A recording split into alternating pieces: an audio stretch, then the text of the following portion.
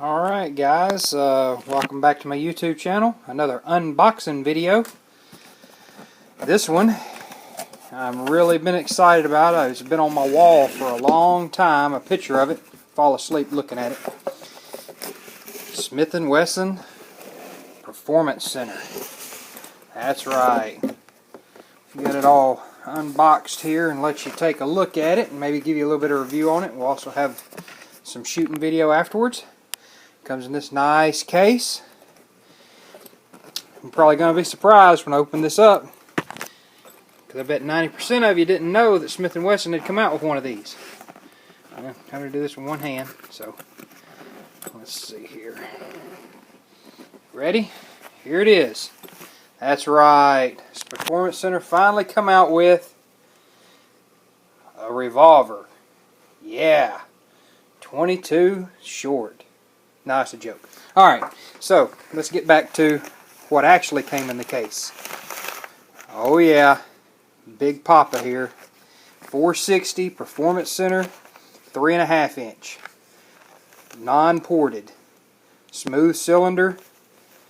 Hogue grip. I'll lay it down here. Actually, the only reason I got this little guy out is so you can see the biggest and the smallest. So, there you go.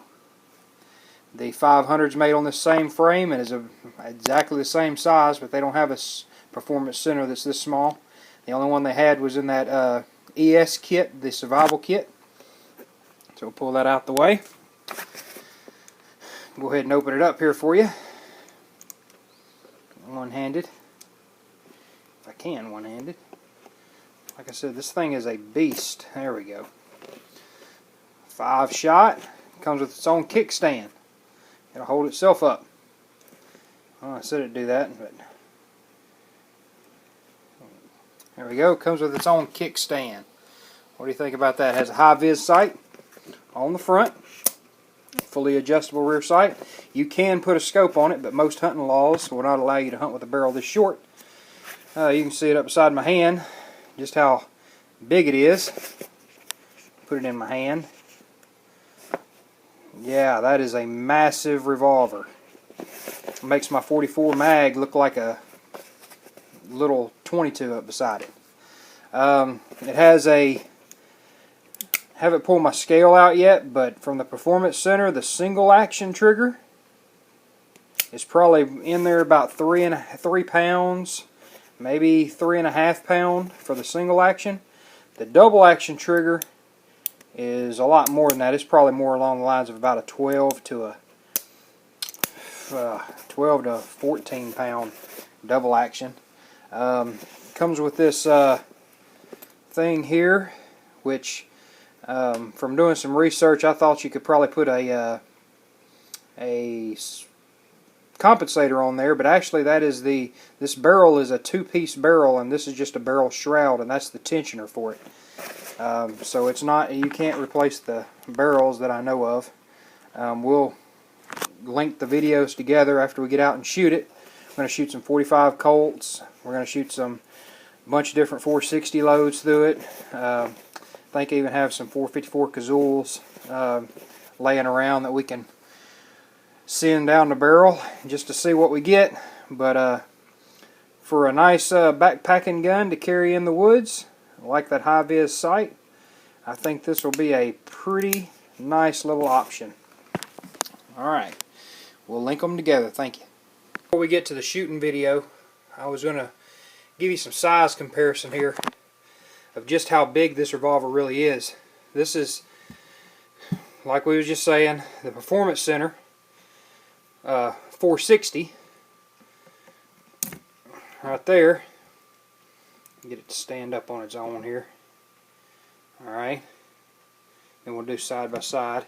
This is the Ruger Alaskan 44 mag. Okay.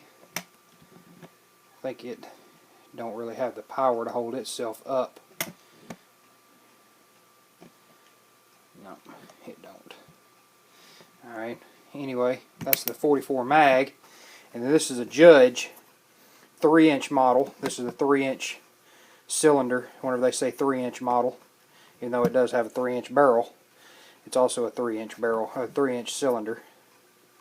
but they're all unloaded, as you can see. This one will hold itself up because the cylinder's so long. Alright. Anyway, let's give a side by side here. We'll use that one to kind of hold that one up. And then we'll use this one to show you how big and massive it is in width. Width-wise, that's what you got. That's what you're looking at wider. You'll be looking at that as well. Alright. Close this one up.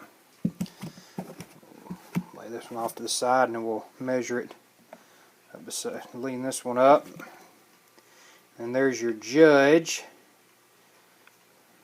Get everything about the same length. There you go. See, they're both 3-inch model lengths. So they're the same length. That's your width difference there. Weight difference. This one weighs like 18 ounces. It's over a pound. And these are a little bit lighter than that. This one is a 6-shot, so that's good. But that's kind of the size comparison there. These both have hose grips on them. So we'll see if we can lay them down on top of each other here and give you more of a size comparison. There you go. That gives you a little bit more of what you're looking at. But a lot more firepower than 44 mag. This one is a 2200 feet per second, 200 grain FXT, whereas these are 240s, a lot slower than that. Out of this shorter barrel, you'll lose some of that 2200 feet per second, but you'll also lose some of that 44 mag velocity with this kind of feet per second. But anyway, there you go. That's just a little bit of side by side before we go shoot it. Digging around, we found some 250 factory ammo. Now, from my experience, these suckers kick pretty good. This is factory loaded Hornady. They usually load on the hot side. So the other ones were my hand loads. So we're going to load up a couple of these. I got 3 of them. Add to the video just to show you what actually factory will do in case you don't reload. Oh yeah, got a little bit of more of a pop to them, I think. We'll go one-handed with these. I think these are going to be pretty roguish here. Not bad. Feels like it's you can feel the grip tearing in your hand. That's about it.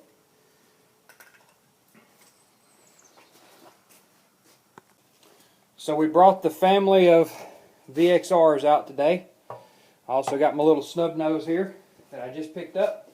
I was going to show you the shooting video of it. I brought a few different loads here just to show you the recoil of what you can expect when you get one of these. From the shooting I've done with it, actually it don't kick as hard as my 8 3/8 do. I guess the shorter, it's not building up as much velocity in that short barrel. We're going to run some rounds through it and let you see what we got going on. I'm going to start out with my favorite load, which is a 405 grain cast lead bullet. Then we've got a 250 grain bullet. We got a 200 grain FXT bullet. And then we've got a, this is a 250 with a 4227 in it. So let's see what we're going to start out with. I think we're going to start out with 405 grain and run them through here. This is the 405. That's Trail Boss. It don't kick that bad at all. It's got a little more pop to it. See where we're at. Alright, this is going to be the FXT. If any of them's going to kick, it'll probably be this one.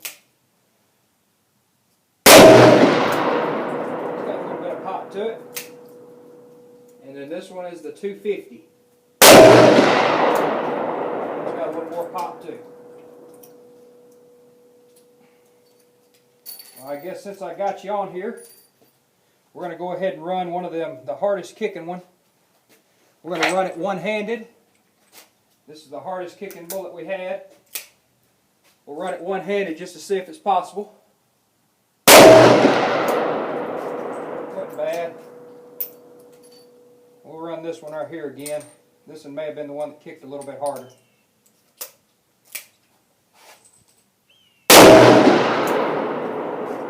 at all. It's about like shooting a 44 mag, actually.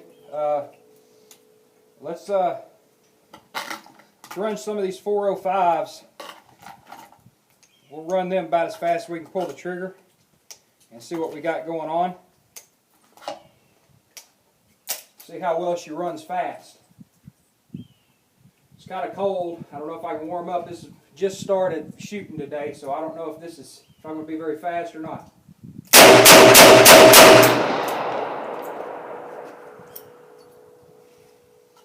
Love it.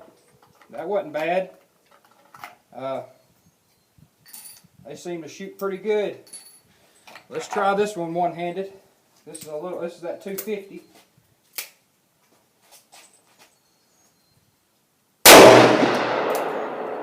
It gives you a little bit of pop in the hand right here, but nothing to write home to Mom about. It ain't bad. I do believe that my longer barrel kicks harder than this one does.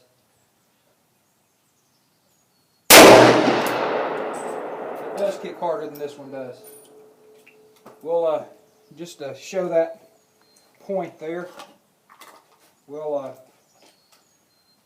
run through these other bullets I got here.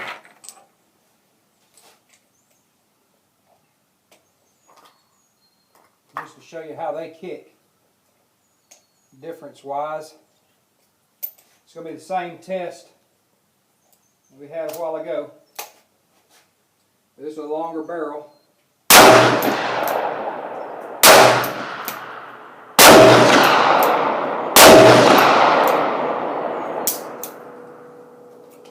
Yeah, they kick harder out of the longer barrel. Alright, thanks for watching. Subscribe,